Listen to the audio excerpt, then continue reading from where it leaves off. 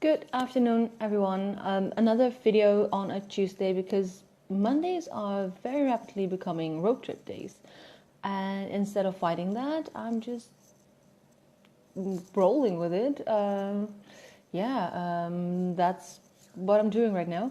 And I don't, it doesn't matter. Like I once picked a Monday because it fitted my schedule at that time. So it doesn't really matter. Just know that I might be online on a different day, but I'll still upload the video as soon as I can on YouTube. So we're all good. It's just like I've been sightseeing. I've been seeing the island. I've been driving around. I've been driven around actually.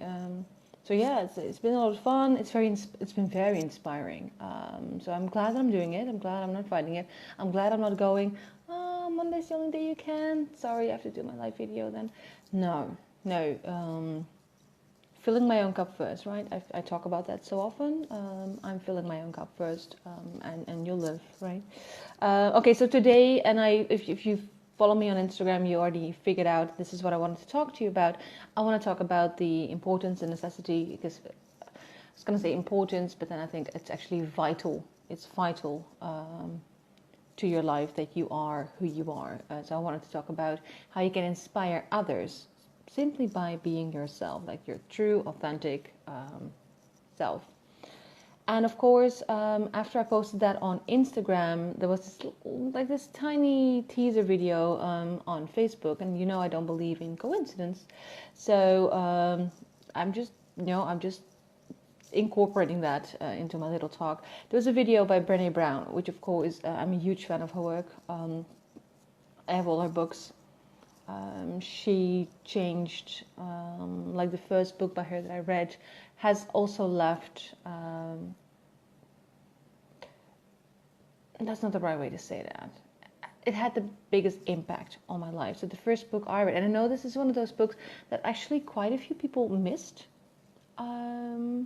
I think she wrote it before she became highly popular. So it is the one, I Thought It Was Just Me. That's the one. It's about her research. It's her first book about shame and the research, and it just it changed my life for the better. So I highly recommend that. But this little video, this teaser video that they had on Facebook, is where she talks a little bit about the difference between belonging and fitting in. And of course, this is one of the things that she talks about in The Gifts of Imperfection. Another one of hers, like the tiny book that she has. It's really good, it's very on point, very got to the chase. And I looked up the quote. And she actually. So this is how she differentiates the two, and I'll connect that to the topic. So she says here, and I quote from The Gifts of Imperfection: "Fitting in is about assessing a situation and becoming who you need to be accepted. Belonging, on the other hand, doesn't require us to change who we are. It requires us to be who we are." And I really love that distinction, because I was just talking, was that yesterday? Maybe the day before, I was talking about that I never felt at home in the Netherlands, even though, of course, I was born and raised there. I never felt at home. And I couldn't put words to that. I couldn't put words to how I feel here compared to how I feel when I'm in the Netherlands. And I think this, for me, would fit that. Like in the Netherlands, I feel like I can fit in. Like, I know the passwords. I know this. I know the rules. I can fit in.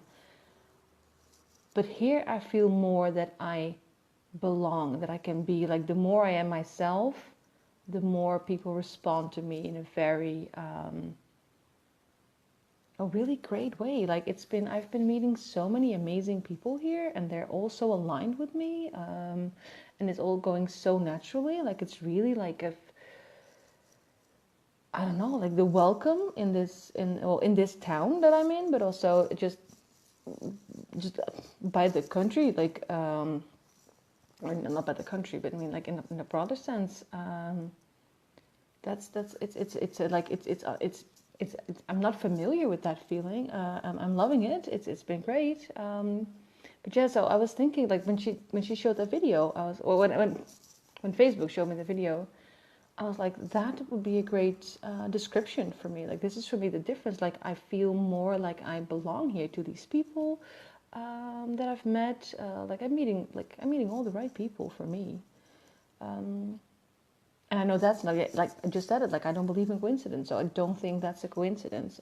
I think that's the difference between belonging somewhere and just fitting in. So why I wanted to bring it up is because, of course, when you are truly yourself, like when you are, like, I don't know if you, some people really, really don't like the word authentic anymore, but if you are like fully yourself, one of the thing is that you can, two things happen basically. First of all, when you are fully yourself, when you are your authentic self, you will attract the people who are right for you. You will attract the people who are aligned with you. So you will see that the people who are less aligned with you, they'll gradually they'll disappear from your life. And of course, that can feel very destabilizing. There's mourning involved. It doesn't come without pain, but it's about trusting that this is, it's only because you are working towards like gaining that community that is perfectly aligned for you. And I don't know what term, I tend to use the word clan for that.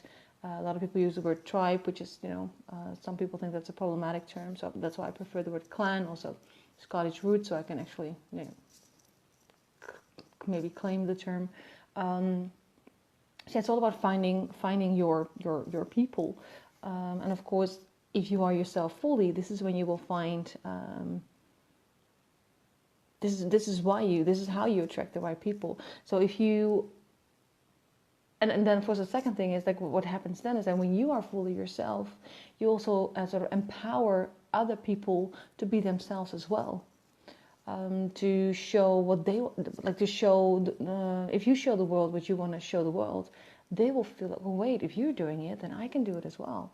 So I've been thinking, like, to give you a few examples, also in relationship to writing, like, if you dare to write about what you want to write about, like if you dare like to go outside the box and to write about things that are more controversial, or maybe not everyone in your genre is doing it that way, what you then do is you open up a door for other people who do want to write about that, but don't necessarily have that courage yet.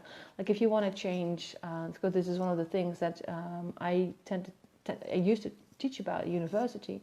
Like if you want to change the canon, you have to start adding different stories. But like writing a different story doesn't come without a risk, because we're so used to the stories that we know that if somebody, if you think you know what people like because these are the most popular stories. So if you feel like you have a different story to tell, that comes with, that's about taking a jump right there, because what if people don't want to read your story? It's all about trusting the fact that we do have a limited canon. And there will be people out. It's about trusting there will be people out there who do want to hear your story, because you realizing that this particular story is missing and need to be told probably means that there are other people out there who are reading and are not reading the stuff that they actually want to read. So if you like step up to the plate, so to say, and be yourself as a writer, write the stories that you need to write, you won't, you open that sort of gateway to other writers, but you also, I would say it's a great way to connect with your readership as well, especially because you do it slightly differently. Depends on how far you want to, depends on how far your path goes, away from the path that we all know. I would definitely say that, like I said, like being yourself is not about, it's not literally what I wanted to say, like in my description on Instagram. I'm not sure whether I did that. I didn't want to say the importance of being you, but like the necessity, like it's vital for yourself, it's vital for the people that you interact with, because if the more we are ourselves, the more we find the right people, and the more those people will find the courage to be themselves as well. And I think that's what we need in this world. We need people who have the courage to stand up for what they believe in, tell the stories they think the world needs to hear, so that we can finally get out of these old patterns. That, I mean, we have been getting out of old patterns. Like, it's very tangible, I would say, right now, that we are doing something different. Like, we are trying to find a way out of patterns that have existed for like hundreds and hundreds and thousands of years, and we are very much sick and tired of it. But to change those patterns, we need people, and artists always have a huge impact on how we see the world, because artists, and that are close writers, they give us the vocabulary, the visuals, anything, like the words and the images to explain what it is that we're feeling. So this is why, especially artists need to feel that comfort, to be like exactly themselves, and that will, first of all, make sure that you connect to the right people for you. But it will also, in doing that, in having that courage, you will then inspire others to also be that courageous. And I think this is how you get a revolution. So, yeah. And this is how you find the people you belong to. Because I think it's about time that we stop trying to fit in, and create a world that we all belong to. So yeah, that's what I wanted to talk about today. Be honest about where you're at, how difficult it is, how easy it is sometimes, and sometimes it's easy. Dare to stand in your own power, so that others dare that as well. Be vulnerable, so others dare to be vulnerable. I think that's when the magic will happen. I will see you all next week. Thank you for listening. And do look for that community. Be yourself, and it'll come to you. You will find it. Okay. Bye-bye.